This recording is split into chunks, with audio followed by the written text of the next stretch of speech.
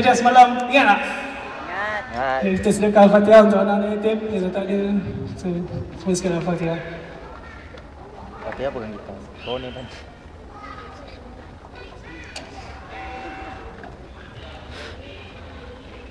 Okey. Sekarang mula kita rock eh.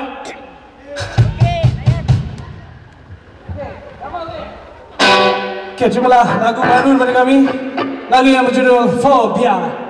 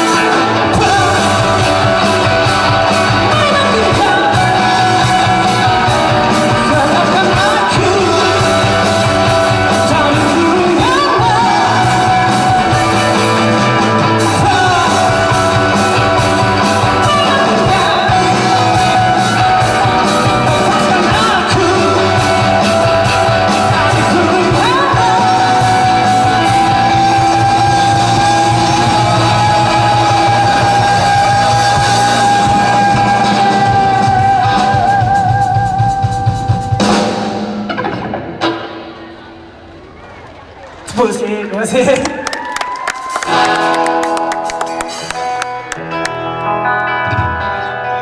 Okey, seterusnya siapa peminat P-Ramlee angkat tangan? 1, 2, 3. Dah kira ni. Siapa peminat Allahyarham Tan Sri P-Ramlee angkat tangan? Okey, boleh katakan semua. Jadi semua orang tahu mungkin kita pernah bawa lagu Julitan Batin tu. Tapi yang before sebelum ni pun saya bawa akustik. Sekali ni kita bawa rock, okey eh? Kita nyanyi sama-sama, boleh? Julitan Batin. Oh, ya ke? Tinggi ni Julitan Batin. Okey, ready? Semua sedia?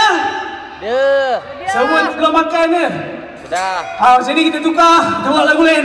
Lepas ni, Julitan Batin tu, kita buat kelibat si penyair tu, boleh ya?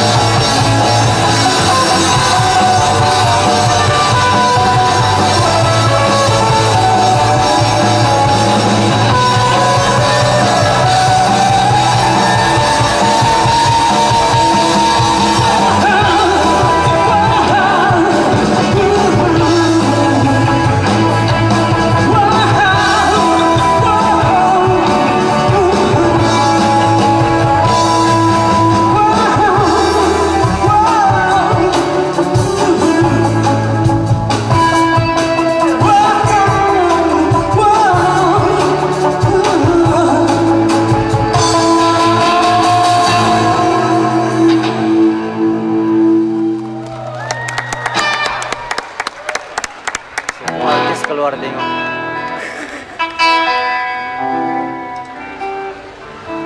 Jadi siapa yang belum makan, kita boleh makan sama-sama kat belakang apa ni, okey?